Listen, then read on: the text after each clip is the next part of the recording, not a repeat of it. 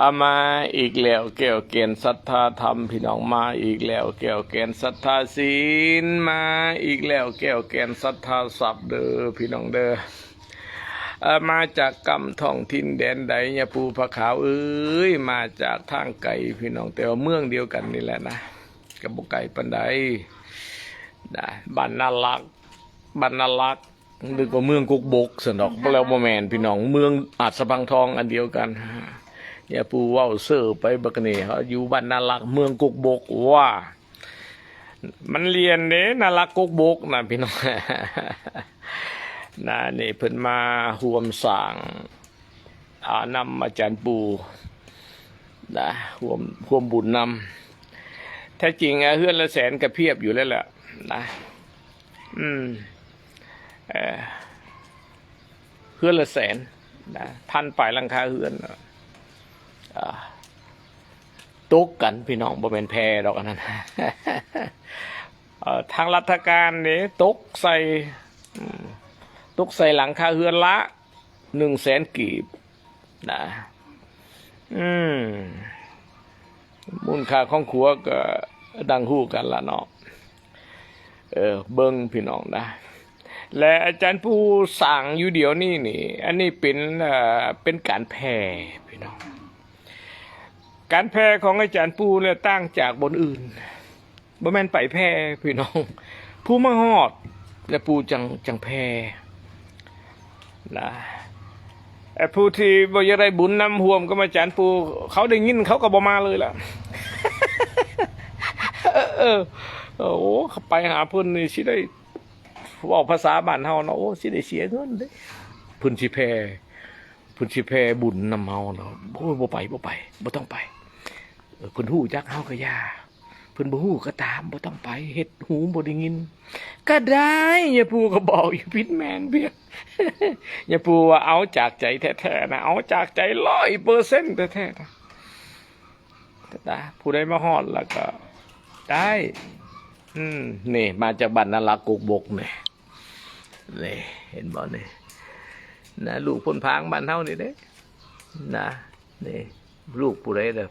นะบ่บอกก็ฮู้แล้วนะโดยเฉพาะพี่น้องพ้นผางเอานี่ฮู้ดีเลยวันนี้แม่นผู้ใดลูกผู้ใดนะนี่เป็นหลานผู้ใดอีกนี่นะหลานคนใหญ่ดอกบ่แม่นหลานน้อยๆเด้หลานคนใหญ่นะอีนายยังบ่พ้นผางนะคนใหญ่ๆดอกนะบ้านพ้นผางนี่เราเห็นเจ้าอยู่นะนี่นะนี่มาห่วมสร้างนำอาจารย์ปูนี่นะมีปัจจัยอยู่เท่าไหร่นั่น20,000 กีบสาธุอนุโมทามินะได้ยินบ่อยพ่อเว้านะคันบ่รับซองนำบัดเพิ่นบ่ให้ตายอีนี่นะเจ้าสิบ่ขมังบ่บาดนี่คือว่ามาหาให้พ่อเลื่อยอยู่เพิ่นบ่ให้ตายกูน้ำเต็มฟังเจ้าสิเฮ็ดบ่ได้โยหลายเทื่อค่าน้ำนี่ลบเด้อจบเชื่อนะค่าน้ำห้วยนี่ลบลบหลายปีแล้วนะนี่พอได้หลาย10 แสนแล้วได้หลาย10 แสนแล้วได้นะจากลูกเพิ่งหลานทำจากทุกทีทุกบอนที่ทะลักทะไหลเขามาห่วมสร้างนำแหนยังตั้งไว้แล้วต้นแต่พอท่านได้ยังสิพิจารณาอยู่ขอให้ได้ปัจจัยชี้เยอะๆก่อนว่าแบบไทยๆลูกหลานคำแพงจะมีปัจจัยหลายประเด็น20,000 กีบซื้อเพียงก่อสมใจซื่นใจแบบพระวันดากีเราประกาศนะพระวันดากีเราประกาศสมใจซื่นใจเนี่ยพระบ้านขักไว้เราเอาวันดากีมีปัจจัย20,000 กีบโอ้มีเงินหลายบุรุษขายมันบ่หรือขายอ้อยขายมันก็ขายมันนะมีปัจจัยอยู่20,000 กีบรวมสร้างนะพี่พ่อดีใจลูกหลานคำแพงอันนี้แม่เพื่อนนะนี่มีปัจจัยหลายประเด็นนี่มีปัจจัย100,000 กีบ100,000 กีบสาธุอนุโมทามิเป็น140,000 กีบแน่ได้เงินที่เจ้าแล้วดินะคันบ่ให้พ่อก็บ่ให้ไต่ขัวนี่ให้ลอยเอานี่ห้วยพะน้อมนั่นเจ้าพ่อนะเรื่องสร้างบ้านแปลงเมืองอีพอหันเขาตับนะ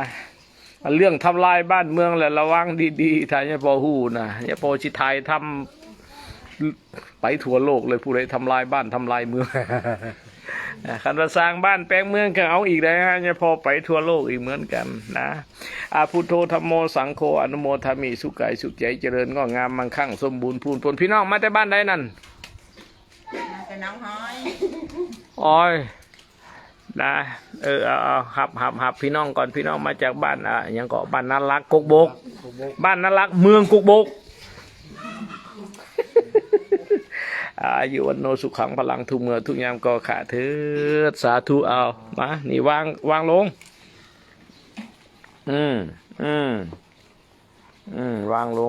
งโอ้ยได้เงินลูกหลานแล้วได้เงินล้มลูกหลานแล้วสิได้น้อยได้หลายไปได้บอกได้แต่ว่าหลาย10,000,000บอกได้แต่เท่านั้นบ่บอกแจ้งดอกใส่น้ำเอาแล้วบ่โอ้ไปสุขกายสุขใจตลอดเส้นทางเด้อ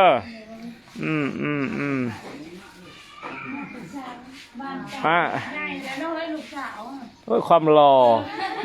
แม่นะขี้ไล่เขาไปโฮมอยู่น้ำลูกสาวเลยหักชีดยัก